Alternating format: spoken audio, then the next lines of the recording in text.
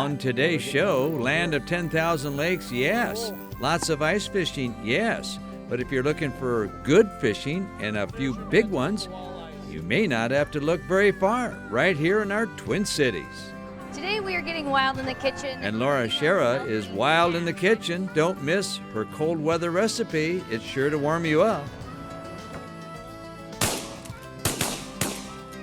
And what better way to thank a veteran than to share a moment, a hunting moment, in the field with some of our nation's finest. Those stories and more next.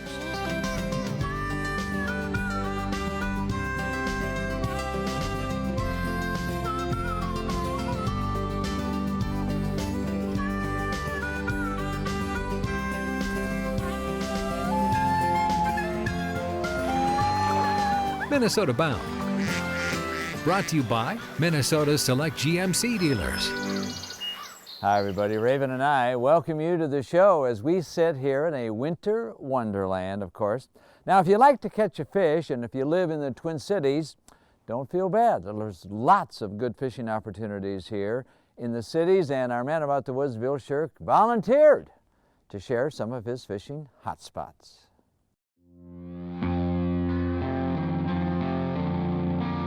Come December, snow and ice suck in our state. It's inevitable. And while winter anglers perpetually dream of the big fish, turns out you don't have to travel way north to find great fishing. We've got it right here in town. No, seriously, just ask Tim. How's Minnetonka been? Oh, Minnetonka's been pretty good. A lot of guys are out here fishing the main bays. How many crappies? Tim's Sonnenstall runs Wayzata Bait and Tackle. For 40 years, get that, 4 decades, Tim's been serving up the bait and the fishy advice. You think I worked here first time yesterday? Believe me, he knows where to find the hot bite. And then the big bays, you fish them deeper. Same story with this guy. 2 scoops of rainbows, please, sir. Minnetonka guide Rory Nelson. 2 beautiful days. I was not expecting a snowstorm last night. The walleye should be biting earlier. Heck, we're out the door and on the ice just 10 minutes from the bait shop. Road's there. We're here. Metro Fisher, that's right. Oh. Rory, myself, and fishing buddy Lucas Farm We're ready. Let's go. want to prove great fishing exists right here in the Twin Cities. Set your house somewhere in here. Yeah.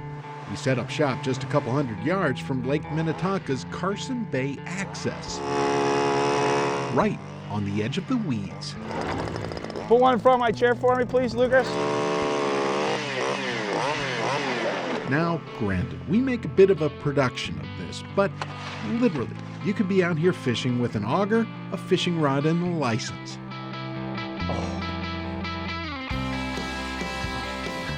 I love it. And so does Rory.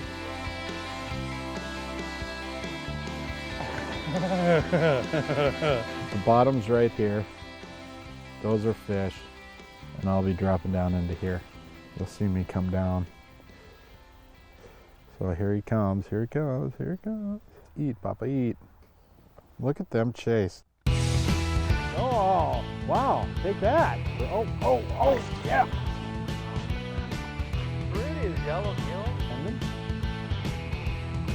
Boy, they're getting hungry over here. Oh, gone. Little guy. Hey, guys. In a couple of hours, we catch more panfish than we can count. Oh, there we go. Middle of the day, not supposed to happen till evening. And to think, But they're around. we're so close to home. It is a great way to catch fish. I mean, you can hover right over the top of them and put your jig through a school and you're going to catch fish all day, like Rory. Don't also forget, you don't have to own a boat either to get out and on the lake.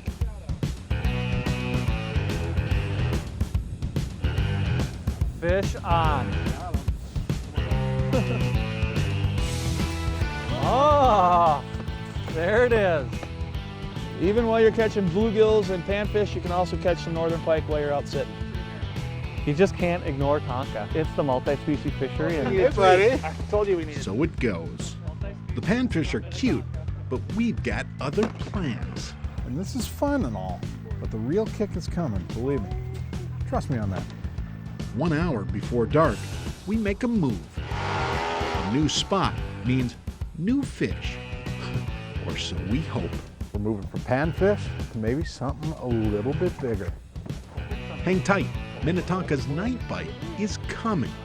Oh, look at that. You gotta be kidding me.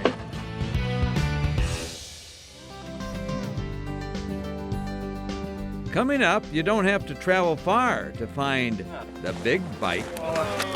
For a walleye. Minnesota Bound, brought to you by Minnesota's select GMC dealers. Ice Force, Connecticut, and by Seven Clans Casino.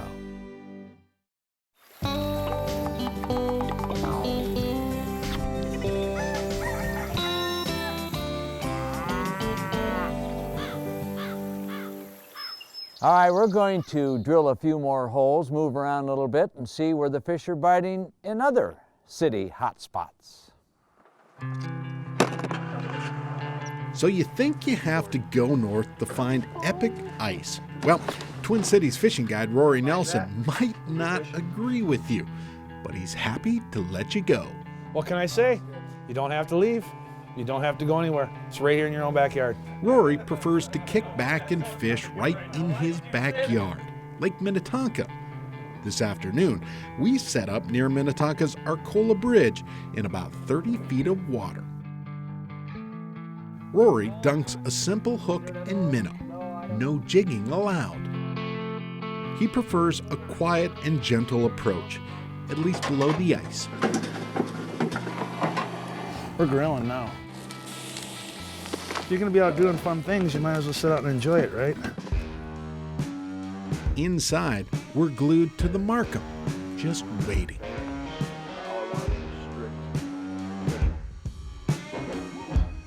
Fish gone. Uh-oh.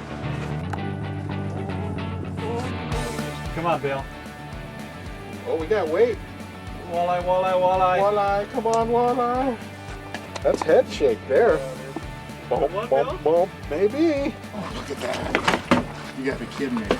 Don't screw this one up. There you go. There's your Minnetonka walleyes. Nice job, Coach. Nice work, Rory.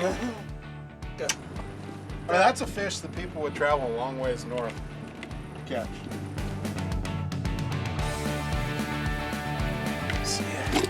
Thanks, lady. Why were we catching all those panfish? I have no idea why we even bothered. Okay, so you're wondering how to find fish like this. Well, Rory will tell you. Just listen. The sheer number that they have dumped in here from the 80s and through the 90s, the millions of walleyes they've dumped in here. And no one touches them because they think the lake's too busy or it's too hard to figure it out. What are you looking for? Current, structure, points, inside bends, outside turns, anywhere that can be a funnel for a fish to come off and feed off of. Hot doggy.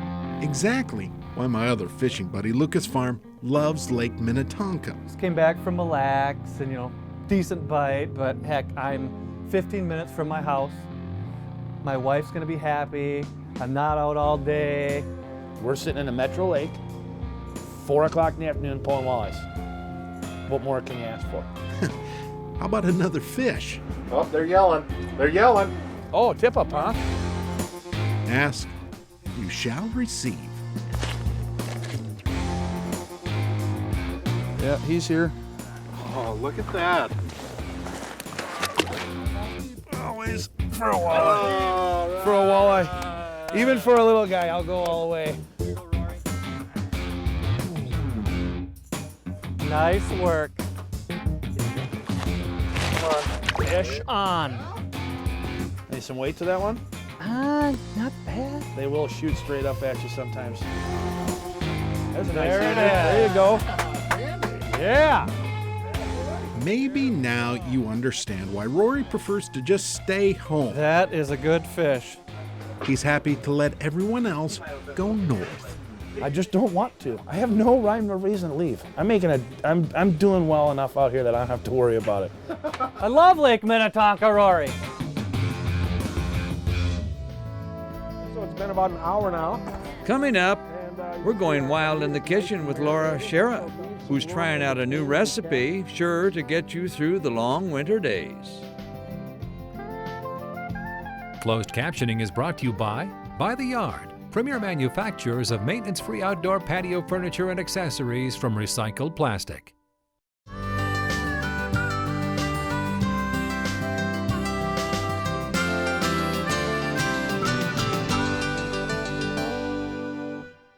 Time now to go wild in the kitchen. Laura Shera has come up with another idea for cooking the wild stuff.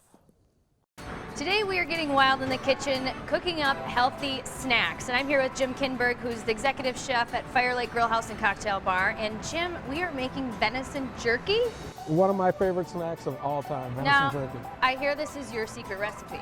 It is. I was kind of torn if I'm going to share it with you, but I am, so here you have it. Here we have it. Okay, so what are our ingredients here? All right, so we're going to start off with the venison. That's our foundation we're building off of. I've got a roast. This comes off the leg. We've got a little maple syrup. Okay. We've got a little bit of soy sauce. Here's another secret ingredient, garlic chili paste. Garlic powder, onion powder, kosher salt, and then a little smoked paprika. Okay. So we're going to, mix together our marinade. So just add all these. All right, so we're gonna whisk this together and then we're just gonna set it aside. So now we're ready for the next step, which is to slice up the venison. And probably the most important thing about slicing the venison is if you notice all the grains in this muscle are running this direction.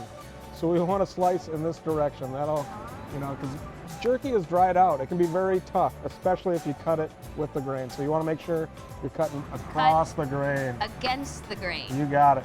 And you want it about 1/8 of an inch thick. So now we've got all our meat sliced up in nice little pieces.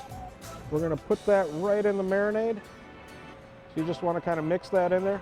And we're gonna let this marinate for about a half an hour, 45-minute tops. So we'll put this back in the fridge and just let it sit. Okay. Okay, so it's been about an hour now. Yes. And you can see our meat is nice and marinated. It's soaked up a lot of that good flavor. Now what we're gonna do is just you see I have this nice oven grate, and we're simply just gonna kind of lay out this meat right on the rack. You wanna leave some room in between if you can.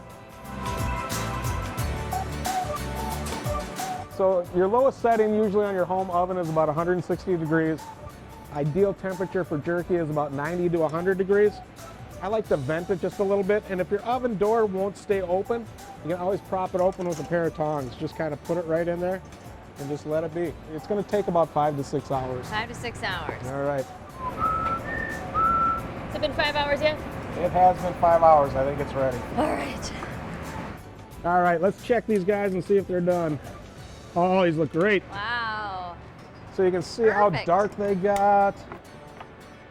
I mean, if you pick them up, they should be nice and firm, dried out. Well, we thank you, Jim, for sharing your secret venison jerky My recipe with pleasure. all of us. And not only is this wild and delicious, but it's also a healthy snack to take with you on whatever road you may travel.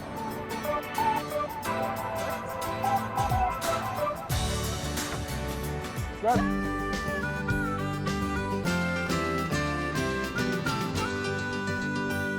Hi, I'm Rob Drieslein, Managing Editor of the Outdoor News Publications. For the second year in a row, trappers only had 6 days to chase a couple of important fur bears in Minnesota, fishers and pine martens. The big snowstorm that moved through northern Minnesota in early December hindered trappers, and that likely meant a lower harvest of both species, according to the Minnesota DNR. Members of the weasel family, martens prefer the evergreen forests of northeastern Minnesota, while fishers are more of a generalist. They like a forest that has big trees with cavities for their young and for their winter dens. Besides creating some access issues for trappers, that December snowstorm made the animals more difficult to catch. Like most people, creatures like fishers and martens want to hole up for a few days after a big storm. 2013 marked the second straight 6-day season after 25 years when the seasons ran 9 and 16 days. The DNR's put shorter seasons in place because of a drop in the populations of both species. The agency also has cut back on the number of fishers and martens that trappers can take. Minnesota pine marten numbers are less than 10,000 after reaching a modern-day peak of about 15,000 about 14 years ago.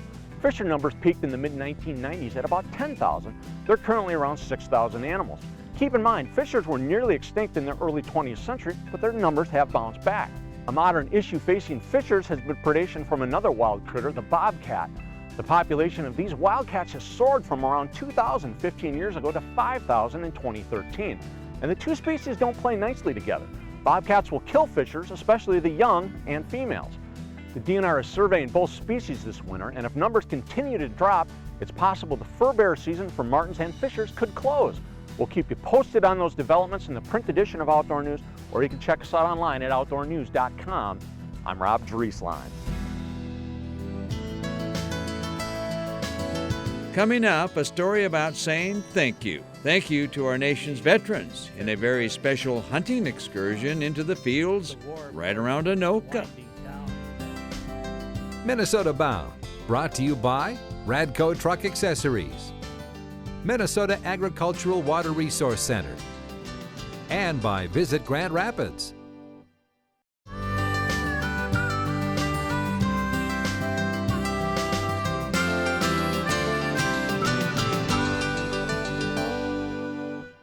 Hey, welcome back. You know, when it comes to honoring our veterans, you really can't do enough, but some folks in the Anoka area decided to take advantage of an Anoka hotspot that was also filled with geese and ducks and share it with our veterans. It begins before dawn, hunting waterfowl, ducks and geese, a rich tradition in Minnesota, with a field full of decoys and lots of optimism wrapped in camo. Right over the top of us, guys. No. See if he'll come back. And sometimes they do. Ah, nice shooting, guys. But on this day, a nice shot and a high five, well, it's about more than a duck in the bag. You could say it's about showing thanks or gratitude to a few fellow Americans. Americans that deserve the chance to once again scan the sky, hear the call, and feel the rush of waterfowl overhead. We have a Waterfowl for Warriors. It's a hunt that we came up with, myself and a state trooper named Scott Wall, that we were able to work through with the city I work for the city of Anoka. And so the hunters behind me are all veterans. This is our first year doing this hunt. We hunted last Saturday and Sunday. We're hunting today and then on Saturday as well. So we'll have a total of 4 hunts with probably close to 40 hunters, all veterans. 3 coming from behind. Take them, guys. Take them. Take them. Last one. Nice job, boys. There you go, fellas. I went into the Navy in February of 1945. The war, of course, was winding down at that point, although we didn't know it at the time. But as a veteran myself, I feel doubly honored to participate in this hunt. Some of these guys haven't hunted for years, and giving them an opportunity to get out and do something that they once did, a passion of theirs, it's very rewarding for us, and they are very thankful. No matter, hunting is still hunting.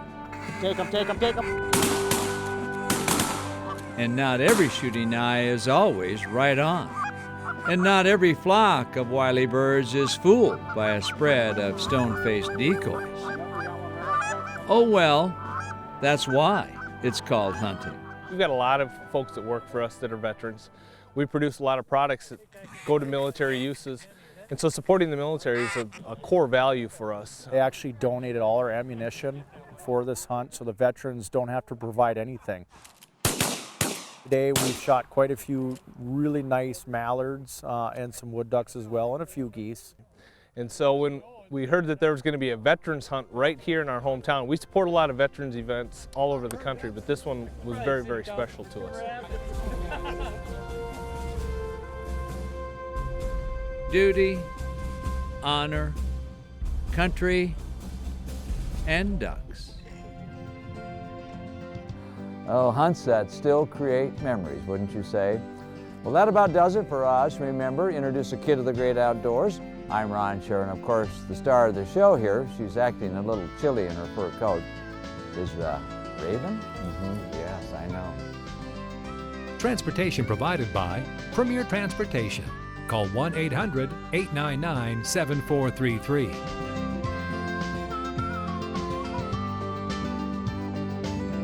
For more information on these stories and more, catch us on the web at mnbound.com.